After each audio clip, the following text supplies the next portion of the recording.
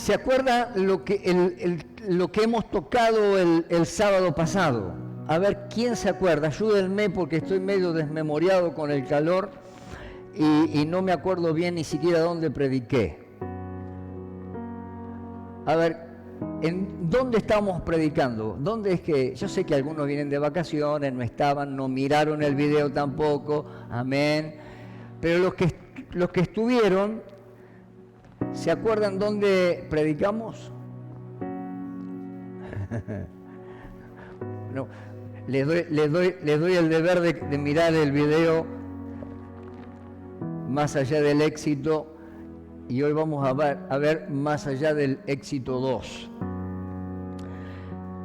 Compartimos en Romanos capítulo 12, versículo 1, y hoy vamos a tocar el versículo 2. Y hablábamos justamente de la importancia que tiene el poder ofrendar nuestras vidas al Señor. El texto 1 habla allí en Romanos 12:1, así que hermanos, ruego por las misericordias de Dios que presentéis vuestros cuerpos a Dios en sacrificio vivo, santo, agradable a Dios, que es vuestro culto racional. Y tocábamos allí algunas cosas, yo lo leí en otra versión que decía medio así parafraseado, así que esto es lo que quiero que hagas, dice esta otra versión, con la ayuda de Dios. Toma tu vida cotidiana, la de todos los días, el dormir, el comer, el ir a trabajar, caminar por la vida, y ponela ante Dios como una ofrenda. Entonces, este primer versículo 1 del capítulo 12 de Romanos nos habla justamente de poner nuestra vida cotidiana a los pies del Señor Jesús. Y el tema que estamos tocando es cómo evaluar o hacer un autoanálisis de nuestro evangelio, de nuestra vida. ¿Cuáles son el crecimiento que hemos tenido como hijos de Dios? ¿Cuánto ha afectado el evangelio en nuestras personas? Justo en estos primeros días de año donde estamos haciendo un revalúo, o sea, estamos mirando un poquito qué es lo que hicimos a lo largo del año pasado. Y dijimos, si bien que pasaron cosas, si bien que por momentos tuvimos que estar aislados, que muchos tuvimos que pasar por enfermedad, que pasamos distintas situaciones, pero de igual manera, dije el sábado pasado, proclamamos que el 21 fue un buen año. Fue un año de bendición. Ahora, cuando uno mira hacia atrás tan solo por un momento para ver cuánto hemos crecido, vio cuando nuestros hijos iban creciendo, y yo me acuerdo que como era el más bajito de los dos, mi mamá nos ponía en la pared y hacía una rayita. La rayita mía no subía muy seguido, le costaba un poco, pero ahí estaba. Pero ahí como que iba midiendo el crecimiento, tanto el mío como el de mi hermano. Tampoco el de mi hermano era exuberante, pero siempre un poquito más arriba que yo estaba. Así también, si nos pusiéramos contra la pared de Dios y miráramos cuánto hemos crecido en el 21, ¿cómo está tu vara? ¿Dónde dejaste tu vara del 21? ¿Alta o baja? ¿Creciste o todavía estás en un estado o un estadio donde no te estás desarrollando? Y a veces la falta de desarrollo puede ser un problema clínico, orgánico, como puede ser un problema de alimentación, pero también puede ser un problema de asimilar lo que comemos. Hay gente que come mucho, pero asimila poco. Y hay gente que come poco y asimila mucho. ¿Es así o no es así? Justo hoy tenía un PowerPoint para mostrarle algunas cosas, pero bueno, hoy no pudo, no importa. Entonces, ¿cuál es el problema? Porque justamente el desafío que Dios me planteaba para este año es, amén del crecimiento numérico de la iglesia, amén de los desafíos que nos pueda presentar el COVID o lo que venga durante este 22, este año proclamamos que va a ser un año de crecimiento, no tan solo en lo numérico, sino también en lo personal. Ahí en su agendita, si usted la va a obtener, ahí puede poner sus metas, pero no tan solo sus metas naturales, normales, mejorar su calidad de vida o cambiar su auto, su bicicleta, lo que sea, hacer una evaluación de que en qué quiere crecer en su vida espiritual. Si Dios le ha dado un talento y está como Timoteo, que Pablo le dice que avivara el fuego de Dios, el talento que Dios le había dado, ¿no? O sea, que él tenía un talento, tenía un ministerio, pero estaba estancado. Puede ser este tu caso, que Dios te haya dado un don, te haya dado dones o te haya dado un ministerio y ya ni te acordás que lo tenés. Y si no tenés un don o un talento o un ministerio, aunque la Biblia dice que todos tenemos al menos un talento, que es el ministerio de la reconciliación. El ministerio de la reconciliación es nada más ni nada menos que poder hablar a un pecador de Jesucristo. Cuando yo le hablo a alguien de Cristo, estoy ejerciendo el ministerio de la reconciliación. Estoy reconciliando al pecador con su Creador, diciéndole que en la cruz también Jesús murió por él y también a él, a un pecador, en la situación que se encuentra, Dios le ama. Dios le ama.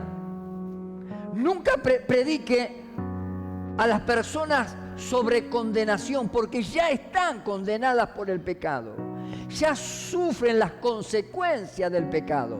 Háblele del amor de Jesucristo, ámele y muéstrele, preséntele el mensaje de Jesús, que Jesús lo ama, aún con sus pecados, aún con sus problemas, aún con su vida destrozada. Dios le ama.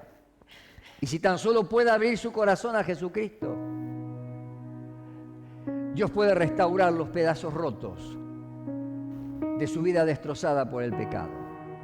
Y esa es la tarea, es el ministerio básico de la iglesia, reconciliar al mundo con Cristo.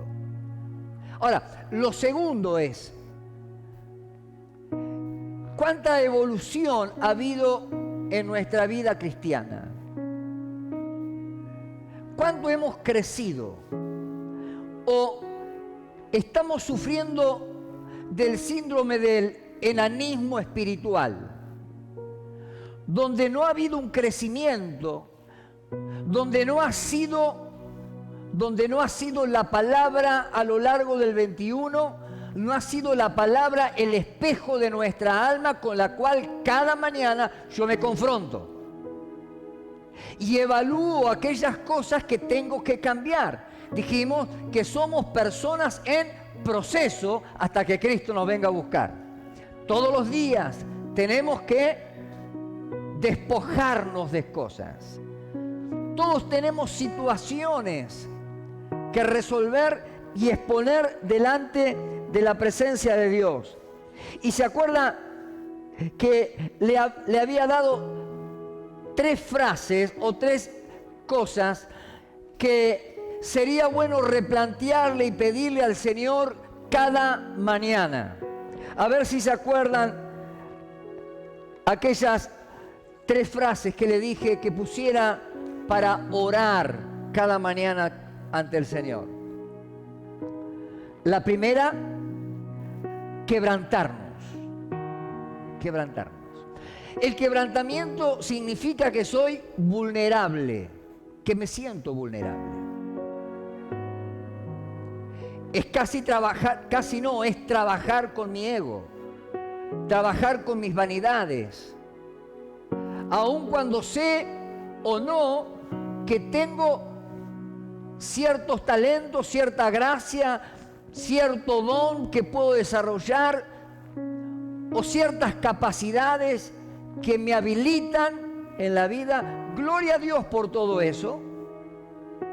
Pero el quebrantamiento es quebrantarme delante de la presencia de Dios, reconociendo a Jesús como no tan solo Salvador, sino como el Señor de mi vida. Y si yo reconozco a Jesús como Señor de mi vida, significa que me estoy quebrantando delante de su presencia, diciéndole a Dios: Señor, aunque soy lindo, aunque tengo plata, aunque tengo talento, aunque no me falta nada, pero si me faltas vos, ninguna de esas cosas sirven para nada. Lo primero era quebrantamiento. Le dije: Señor, quebrántame. Y aún es lindo poder ejercer, si es posible en ese tiempo, si usted puede apartar un tiempo devocional para Dios, lo puede apartar para Dios. Qué lindo es poder tener un lugar, un espacio físico donde usted pueda estar tranquilo y aún se pueda postrar delante de la presencia de Dios. No importa de qué manera lo haga, pero qué lindo es poder postrarnos delante de la presencia del Señor. Lo segundo, ¿cuál era? Vaciarnos. La Biblia nos habla mucho acerca del despojarnos. Efesios capítulo 4, versículo 22 dice: en cuanto a la pasada manera de vivir, despojaos del viejo hombre que está como viciado, conforme a los deseos engañosos, y renovaos en el espíritu de vuestra mente. Entonces, cuando Pablo le escribe a la iglesia de Efeso, le dice esto: en cuanto a la pasada manera de vivir, está hablando de que usted ha nacido de nuevo en Cristo Jesús. Y usted tiene una vida pasada. Y dice la Biblia: las cosas viejas pasaron y en Cristo son hechas nuevas. Entonces, en cuanto a esa vieja pasada manera de vivir, despojaos del viejo hombre. ¿Cómo está el viejo hombre? Viciado. Que tiene que ver con la cultura, y eso es lo que vamos a tocar hoy. Con aquello que nos asfixia, aquello que marca tendencias en nuestra vida, aquello que formatea nuestra mente y aquello que ocupa un espacio que lo tiene que ocupar la palabra de Dios, que es lo único que puede transformar, regenerar nuestra vida espiritual. Deseos engañosos y renovaos en el espíritu de la mente, o sea, una mente libre. Entonces dijimos quebrantamiento delante de Dios, un vacío, vaciarme. A ver, ¿cuál es tu problema? Entonces encararlo, ponerlo, agendarlo en tu libreta y decir: Señor, tengo problema con mi carácter, tengo problema con mi orgullo, tengo problema que soy un poco vanidoso. Señor, tengo un problema, el que usted lo tenga. Soy egoísta, soy celoso, soy mentiroso. Señor, a veces me quedo con cosas que sé que no son mías, pero me quedo. No temas decir y hablar esto delante de Dios, porque Dios no es que va a bajar con un rayo del cielo. Descubriste que estaba, ¡pum!, y te consumió. No, Dios es un Dios de amor. La Biblia nos habla de un padre que aun cuando el hijo se marcha y malgasta los bienes, cuando él regresa a la casa del padre, lo recibe con los brazos abiertos. No lo maldice, no le dice ahora entra por la puerta de la tranquera del fondo, donde están los empleados. No, entró por el pórtico principal y aún hizo una fiesta. Ese es el Dios que vos y yo servimos y adoramos. Entonces, es confrontar con nuestras fortalezas. ¿Cuáles son tus fortalezas? Parte del quebrantamiento es reconocer en el espejo de Dios, en el espejo de la palabra, esas cosas que todavía necesitas que Dios esté trabajando en tu vida. Y cuando empezamos a obrar y a trabajar delante de Dios, decir, Señor, supongamos, tengo un problema de orgullo, Señor, y me cuesta, y lo expreso, y me manifiesto de esta manera, me creo que soy más que los demás, pero Señor, quiero entregártelo, quiero renunciar a esto, al orgullo. Y ese tiene que ser nuestro tema de oración cada mañana, hasta que Dios, con su poder, vos lo que estás proclamando, tu necesidad de despojarte de algo que está ocupando algo en tu vida. Ahora, el que te va a ayudar a poder sacar y eliminar eso de tu ser es el Espíritu Santo. Por eso necesito ser asistido por el Espíritu Santo. Y después de vaciar delante del corazón, mi corazón delante de Dios, pedirle, Señor, lléname. Señor, porque no quiero espacios vacíos dentro mío. El espacio que dejó eso al cual renuncié, Señor, llénalo con tu Santo Espíritu. Llénalo. Porque cuanto más tenga de ti, más poder, más fuerza voy a tener para vencer el pecado que aún mora en mí, para poder dejar esa pasada manera de vivir, ese viejo hombre que está viciado. Y lo tercero que hablábamos, ¿cuál era? La humildad, que es otro tema importante a tratar en nuestra vida. Dijimos, el que más y el que menos tiene que trabajar con eso. Y el ser humilde no es decir yo soy humilde, porque hay mucha gente que hasta pone cara de humilde, pero no es humilde. Y uno lo ve ahí y vos sabés que no es así.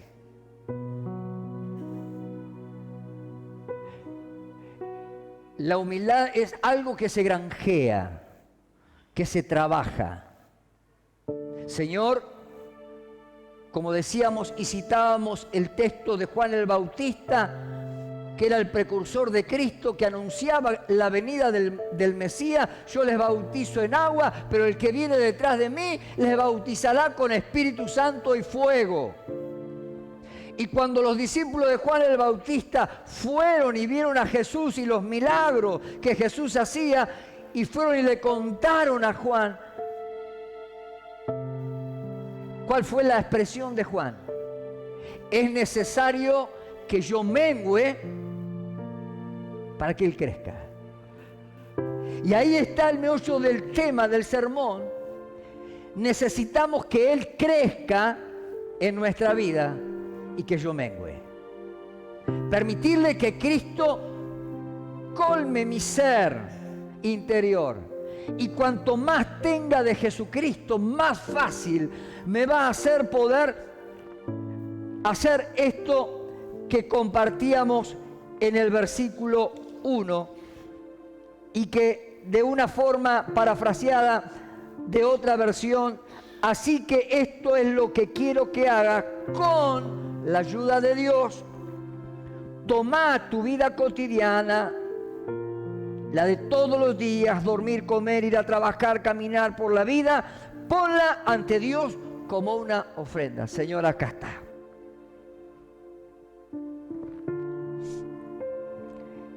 Y hoy vamos a estar compartiendo el versículo 2. El versículo 2 en la versión del 60 dice: no os conforméis a este siglo, sino transformaos por medio de la renovación de vuestro entendimiento, para que comprobéis cuál sea la buena voluntad de Dios, agradable y perfecta. La versión Dios habla hoy dice: cambia tu manera de pensar y va a cambiar tu modo de vida, tu manera de vivir. Y eso es transformación. Y el Evangelio lo que hace, lo que tiene que hacer, es transformar al individuo. Tiene que cambiarnos. Si no hay transformación, somos meros religiosos que nos congregamos y nos sometemos a rituales religiosos, pero no permitimos que Dios se glorifique en nuestra vida. No hay una transformación. Y de esto Dios está hablando a mi corazón cada día, cada mañana, cuando oro y clamo a Dios. Siento que la iglesia en este tiempo tiene que entender este proceso de transformación, de poder vivir esa libertad plena que Dios nos ha dado en Cristo, pero tiene que haber una transformación, tiene que haber un quebrantamiento, tiene que haber un vacío en nuestra vida interior para que Dios lo llene, y tengo que crecer en la humildad.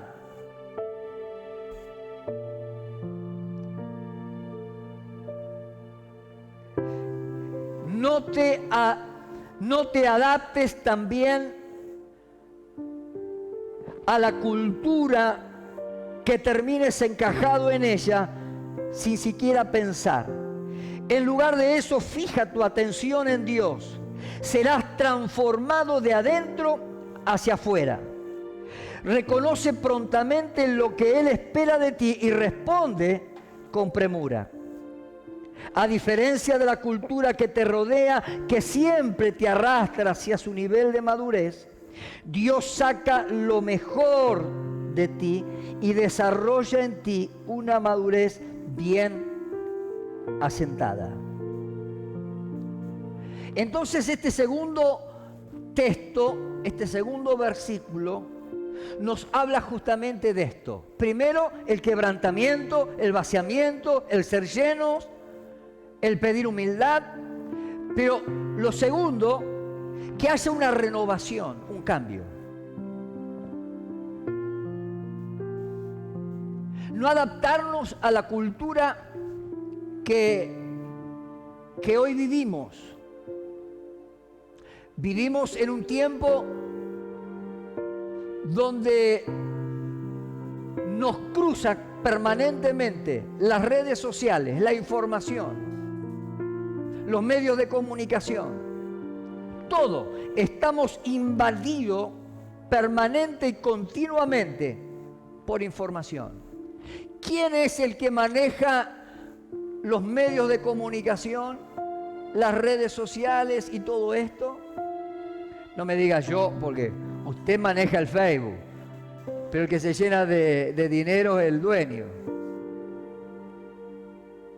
Es el mismo diablo el que maneja hoy el sistema de las comunicaciones.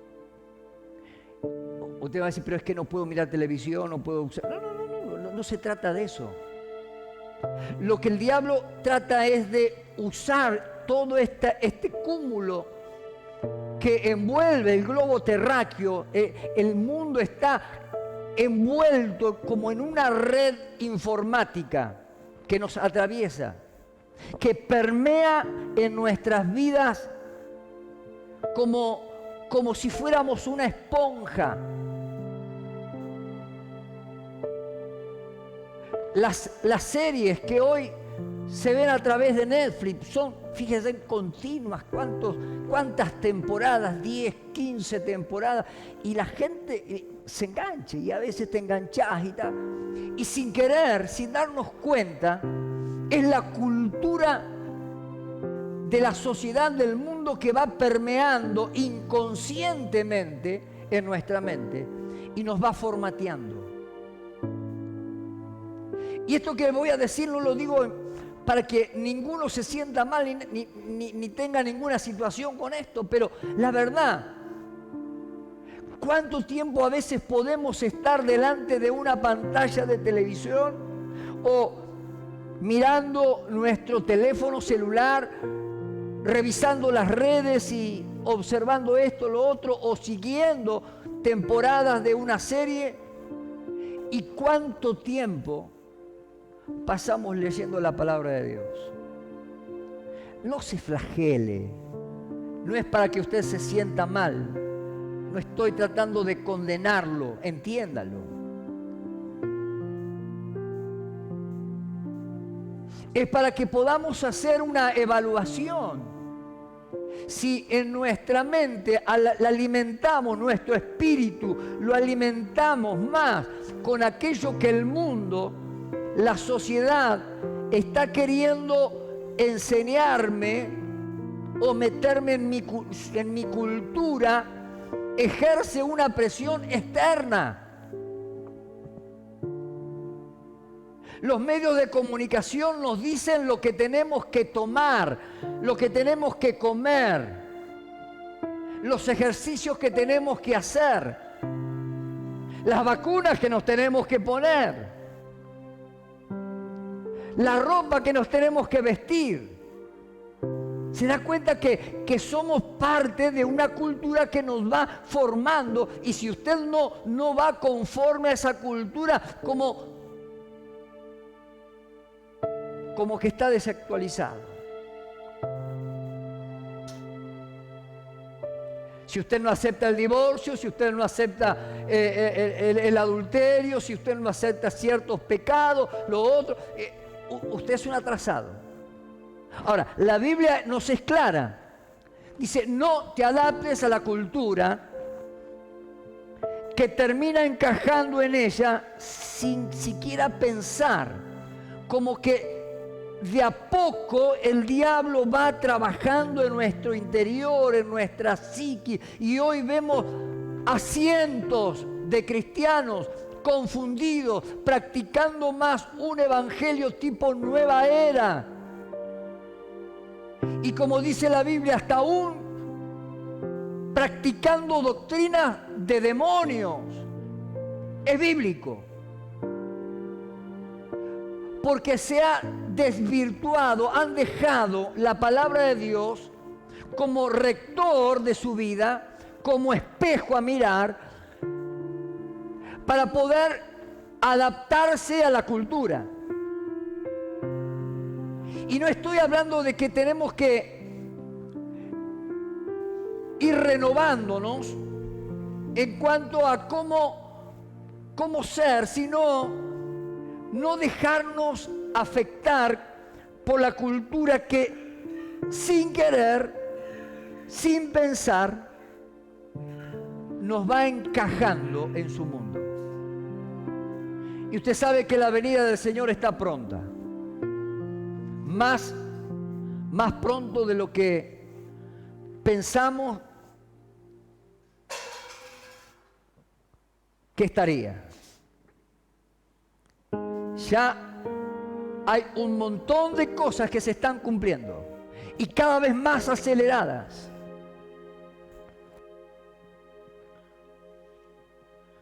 Ya se está hablando de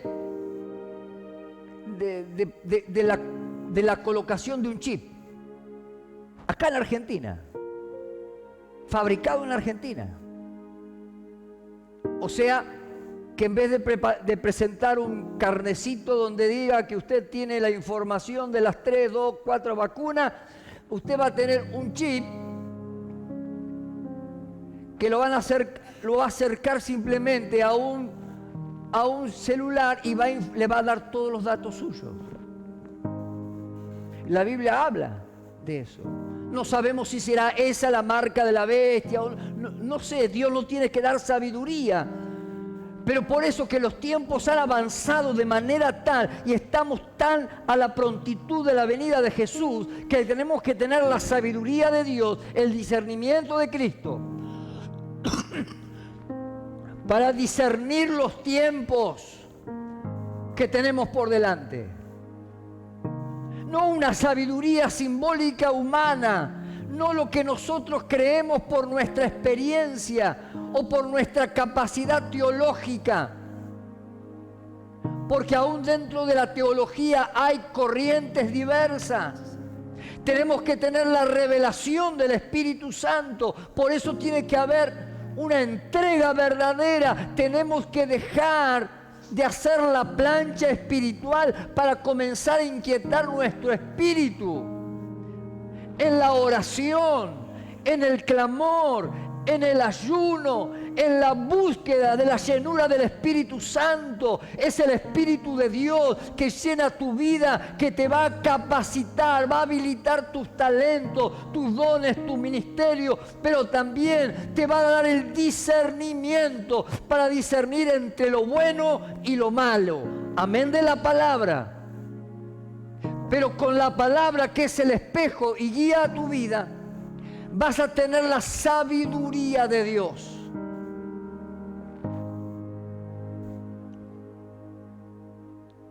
Dios usa, dijimos el sábado pasado, gente común. Quizá usted no ha hecho ni siquiera el primario o no sea muy capacitado, preparado, pero mire, te voy a leer allí en el libro de Reyes, Segunda de Reyes, no lo busque, capítulo 5, verso 5, habla de Naamán cuando es sanado de la lepra. Había un hombre llamado Naamán, jefe del ejército del rey de Siria, muy estimado y favorecido por su rey, porque el Señor había dado la victoria a Siria por medio de él. ¿Cómo era este hombre? Un hombre que tenía todo: fama, orgullo, vanidad. Pero, dice la palabra, este hombre estaba enfermo de lepra.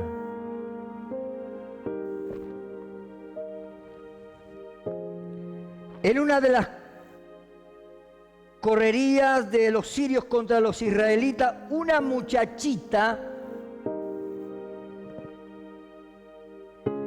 fue cautiva y se quedó al servicio de la mujer de Naamán. Esta muchachita dijo a su amo, o sea, era una jovencita, una adolescente. Si mi amo fuera a ver al profeta que está en Samaria, quedaría curado de su lepra. ¿Quién era este personaje bíblico? ¿Cuál era su nombre? Muchachita. Ni siquiera figura su nombre. Era una esclava que estaba al servicio de su amo, de Naamán, de este hombre. Pero cuando ella se enfocó, ella no miró que era una esclava, ella no miró que su amo era un tipo famoso, que quizá era soberbio, que capaz que la maltrataba. No se fijó la condición, no prejuzgó, aún desde su condición de esclava. Ella dijo: si mi amo fuera a ver al profeta que está en Samaria, quedaría curado de su lepra. Ejerció el ministerio ¿de qué? De la reconciliación. Naamán fue y le contó a su rey lo que le había dicho aquella muchacha. Y el rey de Siria le respondió: está bien, ve, que yo mandaré una carta al rey de Israel. Entonces Naamán se fue, tomó 30.000 monedas de plata, 6.000 monedas de oro y 10 mudas de ropa, y le llevó al rey de Israel la carta que decía: cuando recibas esta carta sabrá que envío a Naamán, uno de mis oficiales, para que lo sanes de su lepra. Cuando el rey de Israel leyó la carta, se rasgó la ropa en señal de aflicción y dijo: ¿acaso soy Dios que da la vida y la quita, para que éste me mande un hombre a que le cure de lepra? Fíjense bien y verán que está buscando un pretexto contra mí. Al enterarse el profeta Eliseo de que el rey se había rasgado la ropa por aquella carta, le mandó decir: ¿por qué has rasgado la ropa? Que venga ese hombre a verme y sabrá que hay profeta en Israel. Naamán fue con su carro y sus caballos y se detuvo a la puerta de la casa de Eliseo, pero Eliseo envió un mensajero que le dijera: ve y lávate 7 veces en el río Jordán y tu cuerpo quedará limpio de la lepra. Naamán se enfureció y se fue diciendo: yo pensé que iba a salir a recibirme y que de pie iba a invocar al Señor su Dios y que luego iba a mover su mano sobre la parte enferma y que así me quitaría la lepra. ¿No son los ríos de Damasco, el Habaná y el Farfar mejores que todos los ríos de Israel? ¿No podría yo haber ido a lavarme con ellos y quedar limpio? Y muy enojado se fue de allí, pero sus criados se acercaron a él y le dijeron: Señor, si el profeta le hubiera mandado hacer algo difícil, ¿no lo habría hecho usted? Pues con mayor razón, si le ha dicho que se lave usted y quedará limpio. Naamán habrá pensado: y este ni siquiera me recibió. Era parte del proceso. Él iba con oro, iba con plata, iba con caballo, iba con sirviente. Pretendía que lo atendió el siervo.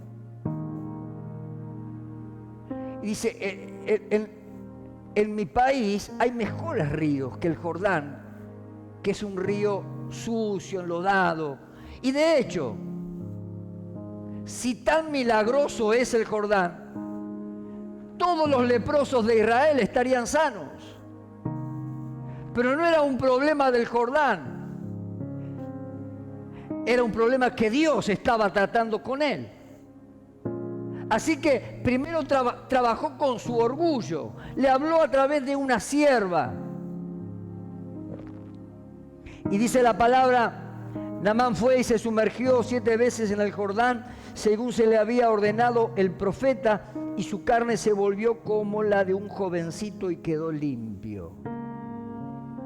Entonces él y todos sus acompañantes fueron a ver a Eliseo. Al llegar ante él, Naamán le dijo: ahora estoy convencido de que en toda la tierra no hay Dios, sino solo en Israel. Por lo tanto te ruego que aceptes un regalo de este servidor tuyo. Guarda, ya cambió su condición. Pero Eliseo le contestó: juro por el Señor que me está viendo que no lo aceptaré. Y aunque Naamán insistió, Eliseo se negó a aceptarlo. Entonces Naamán dijo: en ese caso permíteme que me lleve 2 cargas de mula de la tierra de Israel, porque este servidor tuyo no volverá a ofrecer holocausto ni sacrificio a otros dioses, sino al Señor.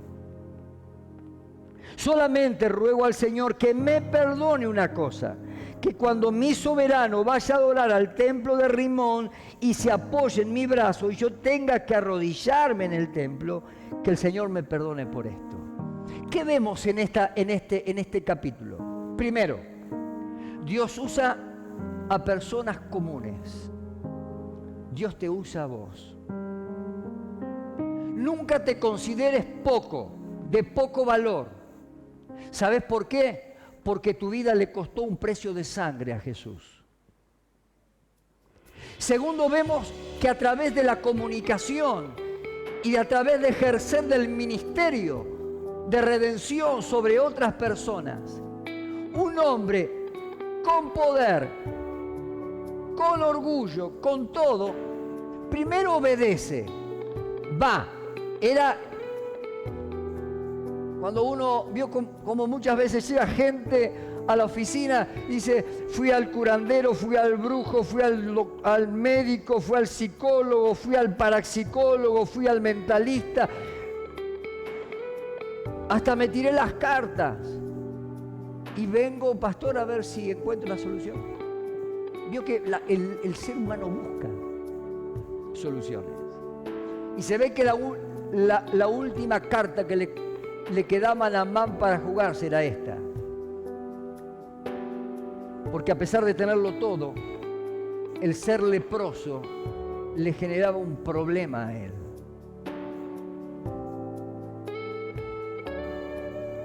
Ahora vemos una persona transformada, que cuando él fue y se presentó ante Elías, el profeta, creyendo que lo iba a... Vio cómo somos los seres humanos, ¿no? Cómo nos transformamos ante alguien que está en autoridad. Principalmente los argentinos, que somos cholulos. Si viene el actor famoso de la novela tal y pasa por la ciudad, ¡ay, que me perdone el Señor, la iglesia y el pastor juntos! Pero yo lo voy a ir a ver, lo adoro, lo sigo. Y ahí está.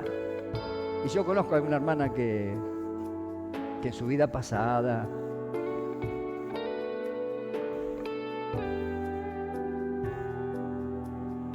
o el político tal o el vio cómo nos gusta, ¿no? Estamos ahí.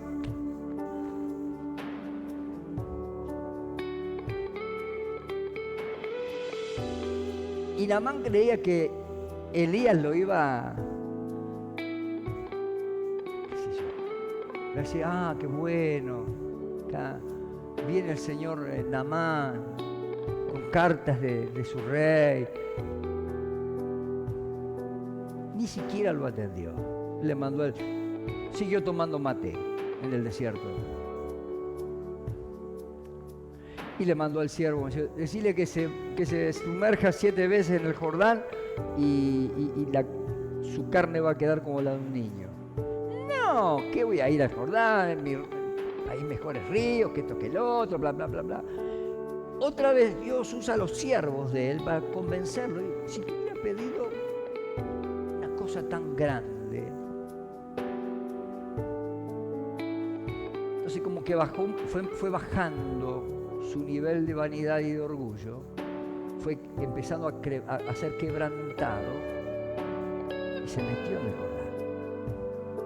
Una vez, 2 veces, chorreaba barro el pobre porque no se metía muy adentro y hasta rezongando salía, porque vio que antes usaban mechas largas así, ¿ves? Y a la 7ª vez él nota que su piel estaba sana como la había dicho el profeta. ¡Wow! ¿Qué fue lo que hizo? Regresó de nuevo a Elías y Elías lo atiende. Y le quiso dar todo lo que había traído al profeta. Y Elías dice, no quiero nada. Todavía le despreció la ofrenda, ¿no?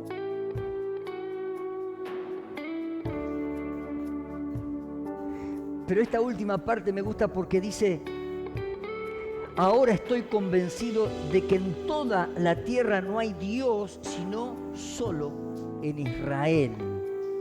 Por lo tanto te ruego, quiso llevar unas bolsas de tierra de Israel, como para armar su propio altar para adorar a Dios.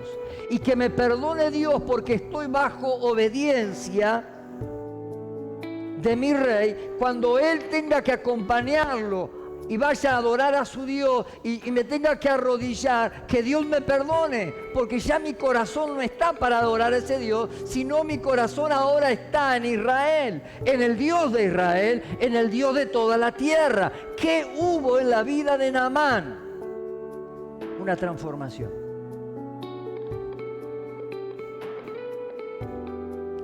Y de eso es lo que nos habla la palabra, lo que hoy él tuvo que despojarse de su cultura Pero él vio el milagro. Por eso, hermanos, debemos orar, clamar a Dios, que Dios haga milagros y señales.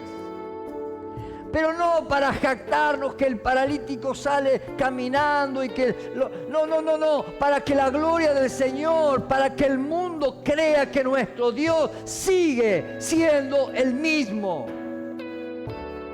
Y a través de los milagros de Dios, legítimos de Dios, que el paralítico salga caminando en verdad, que el que tenía el pie plano se le encurvó realmente el pie plano, que el ciego o aquel que vino con anteojos y el pastor le dice, a ver, sáqueselo, ¿qué ve? No veo nada.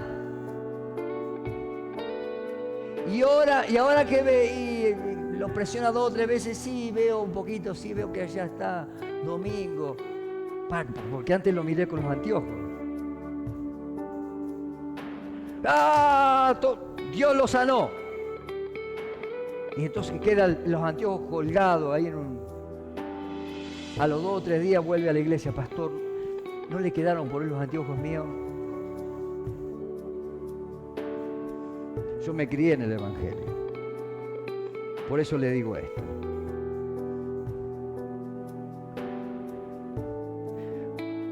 Por eso tenemos que sincerarnos los cristianos. ¿Sabe por qué muchos a veces no vienen a la iglesia? Por el fraude que a veces la iglesia tuvo con la sociedad. Por querer convocar, amontonar.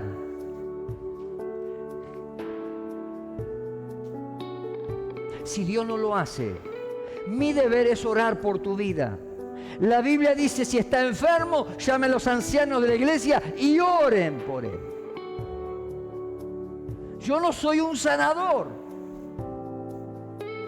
pero Dios puede operar a través de mi vida o de tu vida y puede sanar a la persona que está enferma. Yo en obediencia actúo en fe. Y a veces es la fe de la persona que viene, que es la que provoca el milagro en su vida.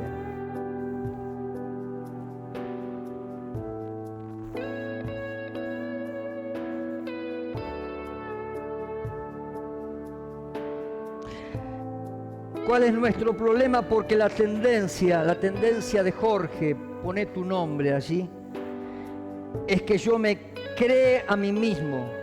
Y cuando me creo a mí mismo termino siendo demasiado de mí y no lo suficiente de Dios.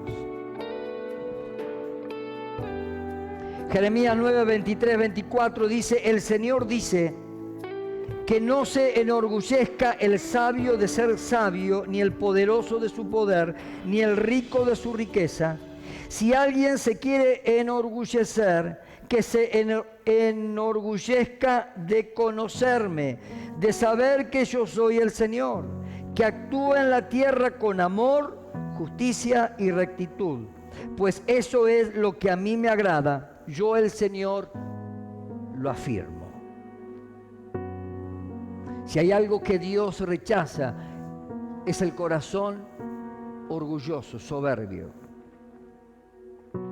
Por eso, en esas 3 verdades a confrontar cada mañana es, Señor, ayúdame a darte siempre la gloria. Y si tengo un problema de orgullo, Señor, acá a tus pies, Señor, hasta que pueda reconocerte que vos sos el único, que si algo, Señor, haces a través de mi vida es porque, Señor, porque tenés misericordia, porque me amás, porque tan solo soy un instrumento en tus manos. ¿Qué significa que nosotros ofrecer nuestra vida ordinaria a Dios? Significa fijar nuestra atención en Dios, ver las cosas desde la perspectiva de Dios. Dice, no te adaptes también a la cultura que termine encajado en ella sin siquiera pensar. Más de Dios.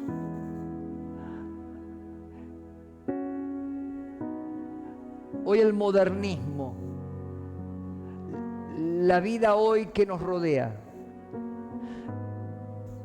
nos ha llevado a tener menos tiempo de oración. Por un momento pensá cuánto orás por día. Es tu evaluación propia. ¿Cuánto hace que no ayunás?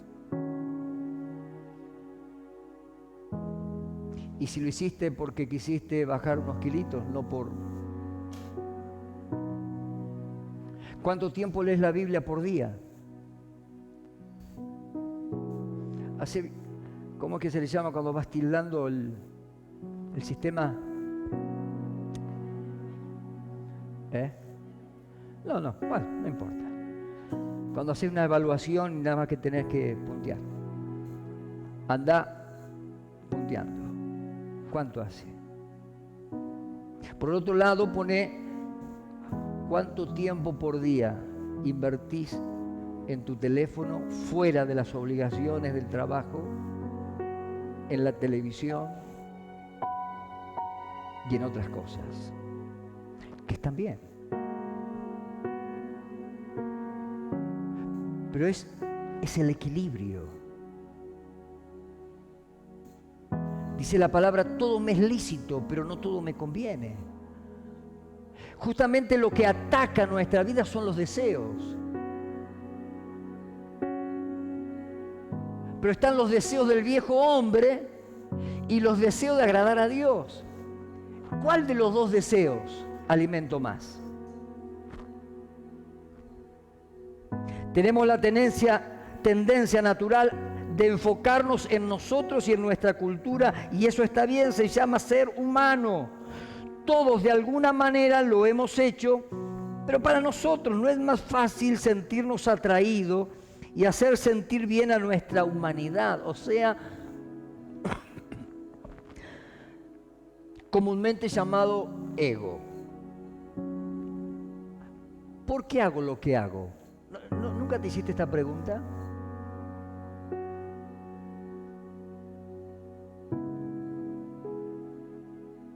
¿Lo hago por satisfacción propia? ¿Lo hago por agradar a mi hermano? ¿Lo hago para que me vean? ¿O lo estoy haciendo para Dios?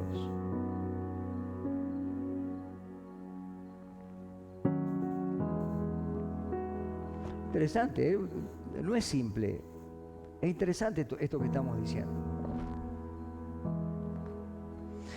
Sin embargo, cuando nos enfocamos demasiado en nosotros mismos, lo que nos sucede es que nos volvemos más inseguros y temerosos. De hecho, en las Escrituras alguien se tomó este trabajo. Hay 365 veces literalmente, una vez para cada día del año, la palabra no teman, la frase no teman. Cuanto alimentamos más nuestro ser exterior, cuanto más la cultura nos afecta exteriormente y alimentamos poco nuestro interior, en algún momento empezamos a experimentar la inseguridad y empezamos a tener temor. Pero encontramos en la Biblia, Dios le dijo a Abraham, no temas. Estamos hablando de personajes bíblicos. 3 veces en distintas ocasiones le dijo a Moisés, no temas. A Josué de la misma manera 3 veces le dijo, no temas. Eran hombres de Dios, principalmente estos 2 últimos, que eran líderes, que estaban lidiando con un pueblo, y Dios le dice, no temas. En 3 oportunidades le dijo, no temas.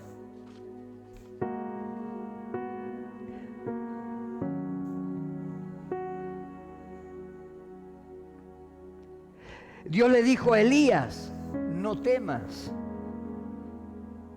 A Ezequiel, no temas. En 10 ocasiones le dijo a sus discípulos, no teman. Él estaba físicamente con ellos.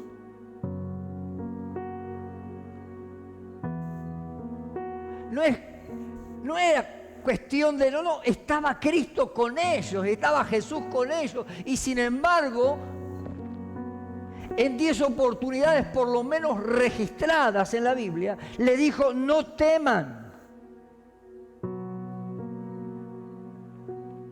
Por eso es necesario esas 3 frases que compartíamos el sábado pasado: ser quebrantados,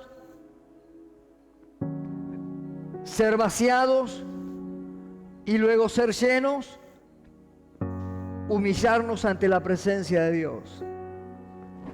Eso genera una transformación en una vida. Es algo maravilloso, porque si una vida es transformada, las familias son transformadas. Cuando los discípulos fueron a Efeso, dice que estaban caminando por el río porque era el día de la oración, y pensaban que ahí iban a encontrar a los judíos orando, y encontraron a las mujeres. Y ellos, hablando del Señor con las mujeres, dice la palabra que el Señor abrió el corazón de Lidia para que entendiera y le recibiera. Y automáticamente invitó a los discípulos a comer en su casa, y su vida era una vendedora de telas, de púrpuras, de color púrpura, el color púrpura, ¿no? Finas, telas finas, lo que sería hoy tendría una pequeña pyme o más. Y abrió su casa para el Señor. Se dice que ahí comenzó la iglesia de Efeso. A los pocos días aconteció lo del carcelero de Filipo. Los castigan a los discípulos, los meten en la cárcel. Dios hace un milagro. Mientras que ellos cantan y alaban al Señor, las puertas de la cárcel se abren, y a oscura, cuando el carcelero de Filipo ve que hay todo un ruido en la cárcel, va, busca una lámpara y ve que todas las cárceles están abiertas. Todas las celdas están abiertas. Y se quería matar, y hacia el fondo de la cárcel última, Pablo le dice: no te quites la vida, estamos todos acá. De la misma manera, dice que él aceptó a Cristo y fue salvo, él y toda su casa. Y esa noche llevó a los discípulos a su casa, con lo que eso le iba a costar al otro día. Lavó sus heridas y les dio de comer. Y todos fueron salvos. Transformación, hermano, transformación. Y termino.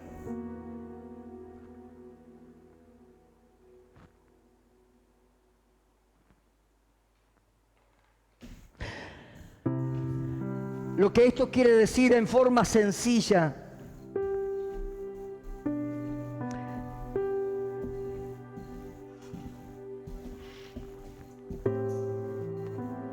es que Dios tiene que domar nuestros pensamientos. En Corintios capítulo 10:5 dice: y toda altanería que pretendía impedir que se conozca a Dios, todo pensamiento humano lo someto a Cristo para que te obedezca. De una forma gauchesca, diríamos que Dios tiene que domar nuestra naturaleza carnal. Vio que están los caballos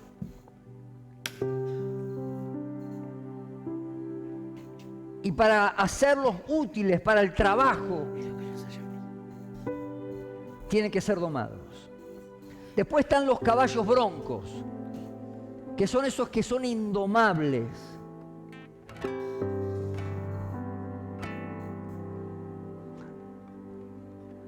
Están de los dos.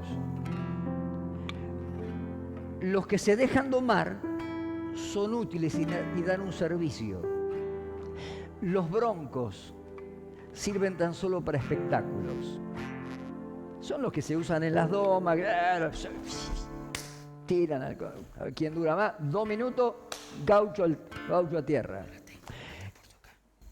Y a veces en la vida cristiana existen los que se dejan domar por Dios.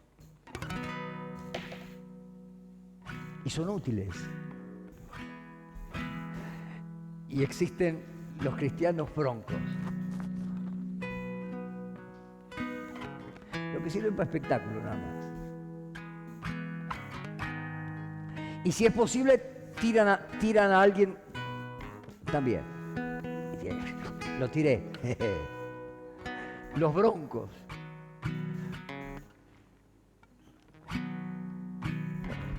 Che, qué tremendo el pastor. Vino con el 22 con todo.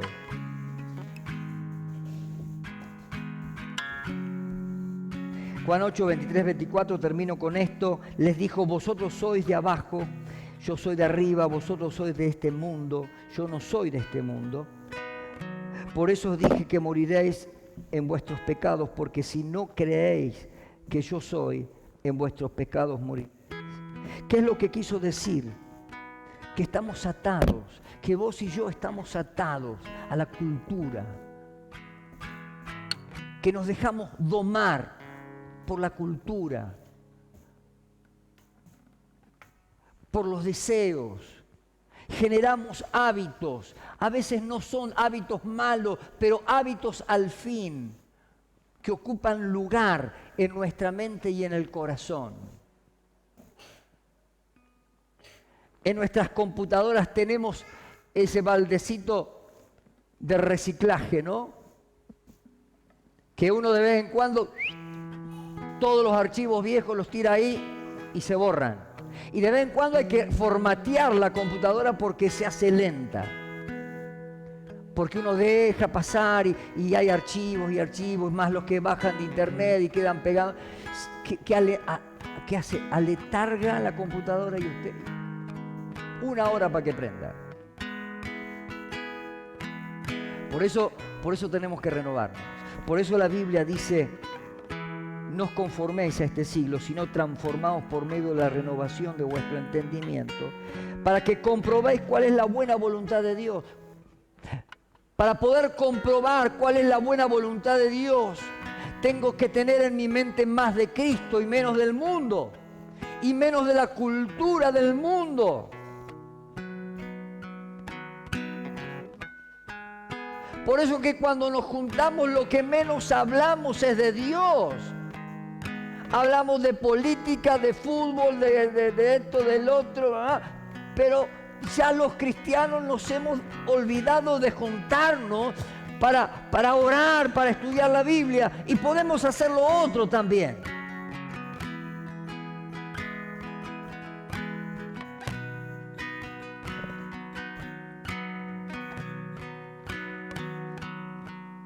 Estamos atados a las pasiones y costumbres de este mundo.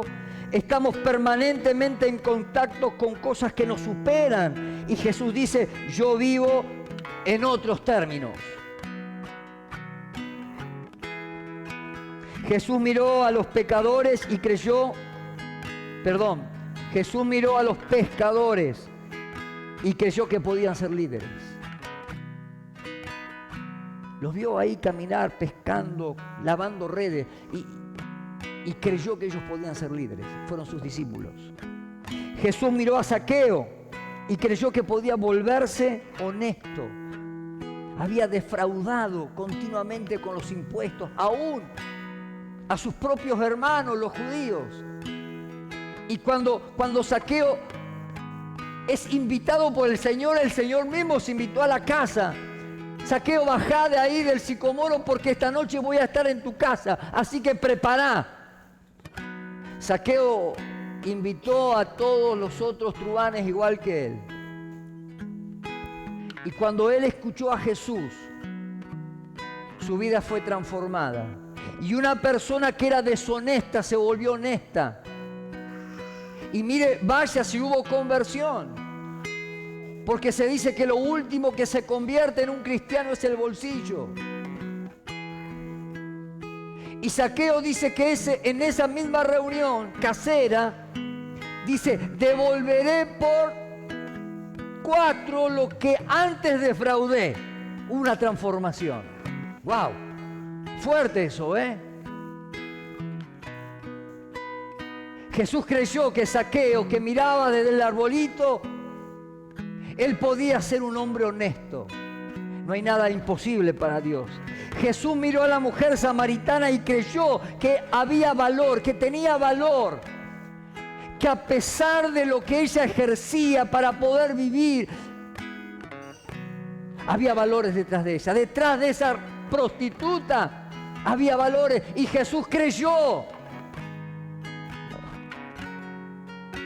Jesús miró a los enfermos y creyó que podían ser sanos. Jesús miró al ladrón de la cruz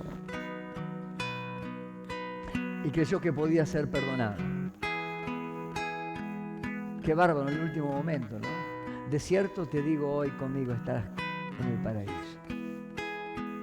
Wow.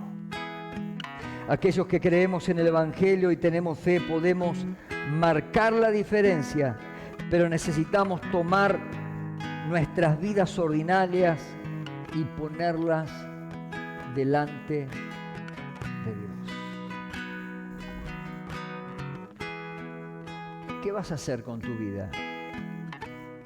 Cuando compres la agendita y anotes tus prioridades, ¿qué vas a poner en esas prioridades? Antes de cambiar el autito, de mejorar la casa, del cumpleaños de 15 de la nena, de esto, de lo otro, del casamiento del tío.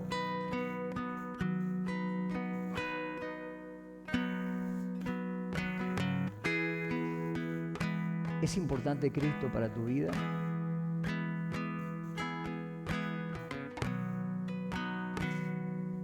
Bueno, gloria a Dios, al menos un amén.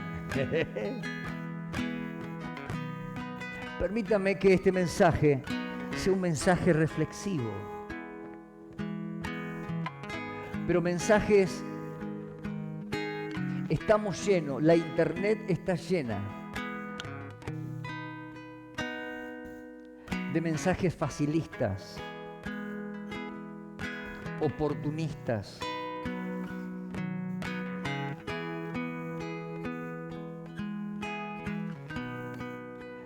Tráeme 2 que te doy 1.000.000. Y tantas otras cosas que hoy dan vuelta por las redes y por internet. Pero la Biblia dice, cielo y tierra pasará, pero mi palabra no pasará. Este tiene que ser el espejo de tu vida. Llénate de ella. Proponete en tu agenda, en tu papel, en la heladera, donde anotes tus metas. Voy a empezar a leer el libro de Hechos, o el libro de Juan. Pero que tu meta no te saque el sabor de poder disfrutar lo que estás haciendo. Ay, quiero leer la Biblia en un año. No importa si no la leíste en un año. Lo importante es que leas la Biblia y que la leas con entendimiento. ¿Me entiendes? Nos ponemos de pie. Me quedó medio sermón afuera, pero bueno.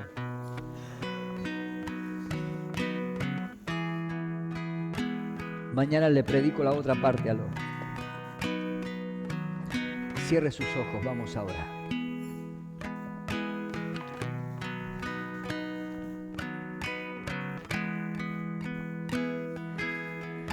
Señor, esta noche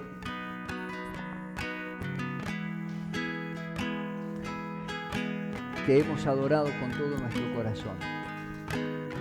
Hemos elevado nuestras canciones delante de ti y te hemos adorado, papá. Te hemos adorado con nuestras ofrendas, con nuestros diezmos. Señor, y tú has traído, Señor, también esta noche una palabra de confrontación. Una palabra que nos lleva a reflexionar. ¿En qué parte estamos? ¿A qué Dios servimos? ¿En dónde estamos parados? ¿Por qué hacemos lo que hacemos? ¿Por qué no sentimos la presencia de Dios? ¿Por qué los enfermos no se sanan? ¿Por qué no tengo el coraje de hablar de Cristo a otra persona? ¿Por qué? ¿Por qué? ¿Por qué? Padre, en el nombre de Jesús.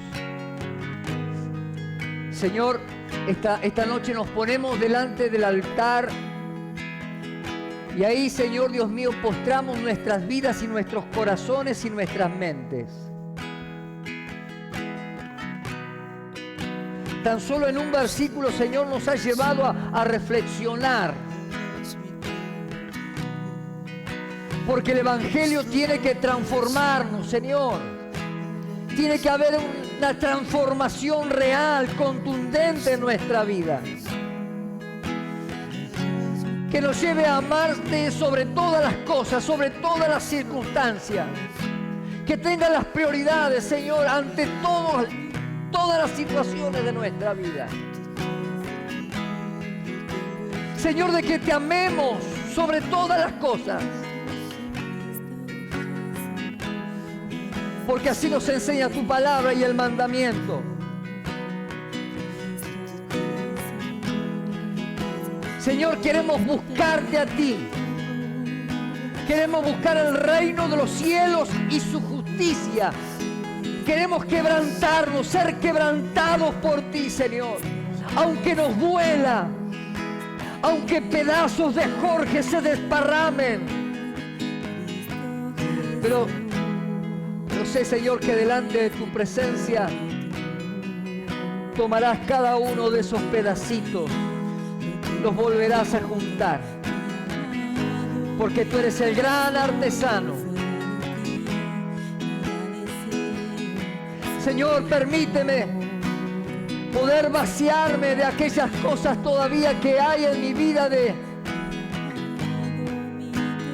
mi hombre viejo, de mi persona anterior. Tu palabra me dice, Señor, que cuando tú entraste a mi corazón, hechas fueron cosas nuevas. Y queremos ver, Señor, que esa redención, que ese poder del Espíritu Santo me está redimiendo de falta, de pecados, de deseos, de pensamientos.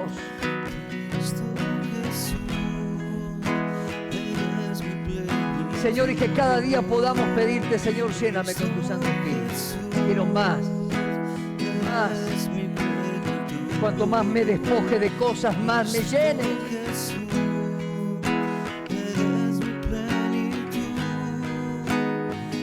Y pueda, Señor Dios mío, crecer en la humildad para que tú crezcas. Permite, Señor, que yo mengue. Permite que Jorge mengue. Que cuando vean a Jorge predicar o andar por la calle, o dando vueltas por la iglesia, o en el auto, o en el trabajo, puedan ver a personas de Cristo.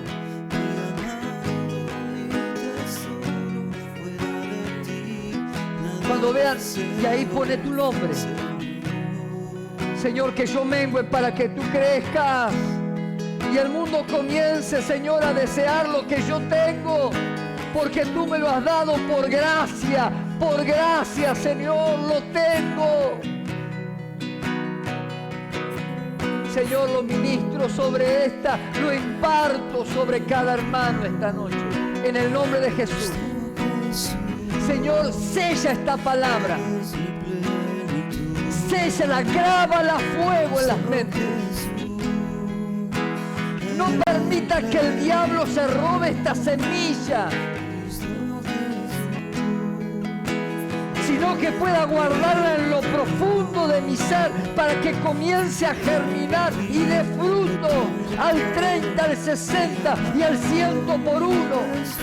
Aleluya, aleluya. Por un momento levanta tus manos al cielo.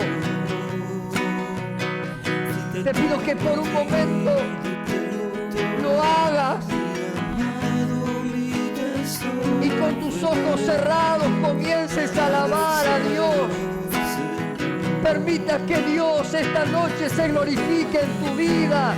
Dentro tuyo Dios provoque ese cambio, esa transformación, que el mañana no sea igual al de hoy, que el 2022 no sea igual que el 2021.